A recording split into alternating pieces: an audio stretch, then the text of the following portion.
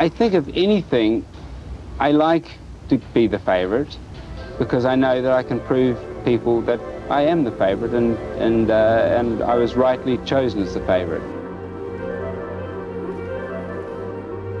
Okay, Marriott Koch is about to fire the cannon that will start the race.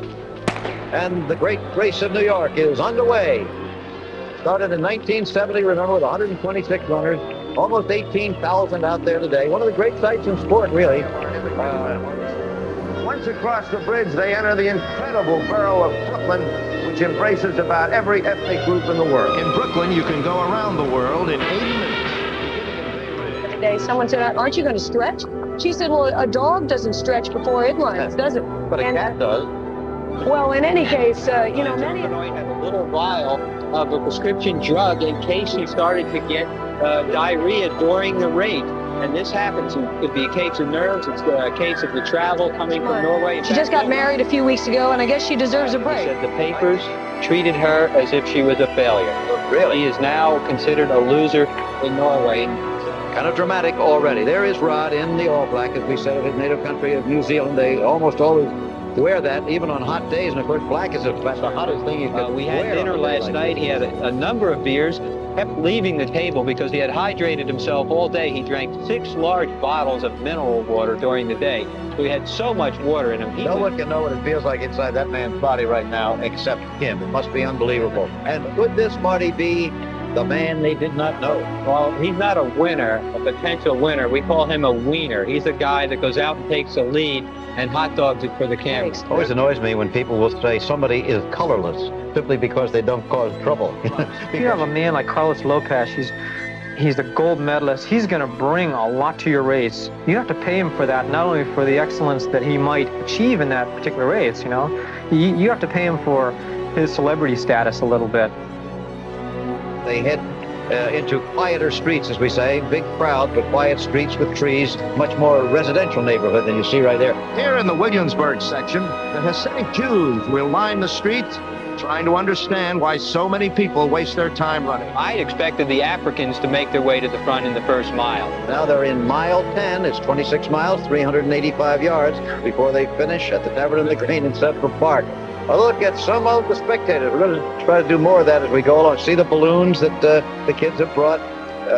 People shouting encouragement, and they will be. This is the most important point almost about this race. They'll be on the sidewalks and shouting to the runners almost until the last ones go through many hours from now. They don't go home right after the leaders go through. The over 80 division slugging it out through the streets in 96-degree humidity, 74-degree temperature, most unseasonable weather for late October in New York. Now here are just some of the 17,000, almost 18,000 runners on the course, many of them for the first time, each with their own personal goals, personal motivations, and the people on the side, as we said, it's always New York City a very Marathon. interesting... This ABC Sports Exclusive is being brought to you by...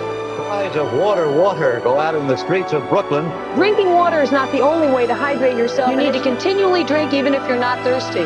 The muscles need water. Okay, Donna, somebody's going to have to pick up all those cups you saw littering the street over there in Brooklyn. Another good shot of humanity in action. How much of his soul he's going to lay down, because I don't think he can win, but he can certainly answer a question that he'll have to live with for the rest of his life. Did you say how much of his soul he has to lay down? You know, do I just let him go by, or do I run until I drop? Once you get your nose in front, you turn on the speed, and that's exactly what I'm going to do. As Bill said, it's always funny. You can always come in as that guy from Italy or that guy from New Zealand, and you leave the New York Marathon as a household word, at least in running circles.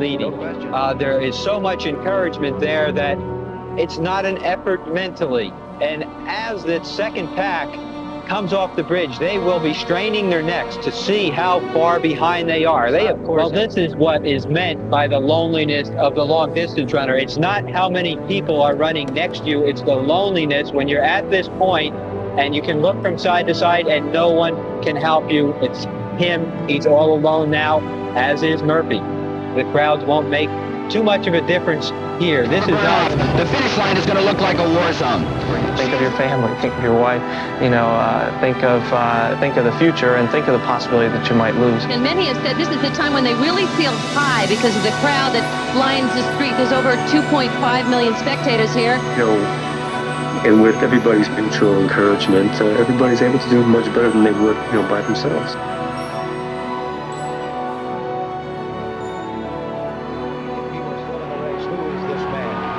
It's what we talked about before the race, that the man to fear very often in a marathon is the man you do not know. Well, here he is, the stranger. No longer a stranger. You can't bottle things like these cheers, but you sure can remember them. And when you can go back and hear them year after year after year, well, it keeps you coming back at least one more year. The city of New York, in the center of your picture. It's been another great day. For those of you not familiar with the Italian expression ciao, it's see you around, or arrivederci.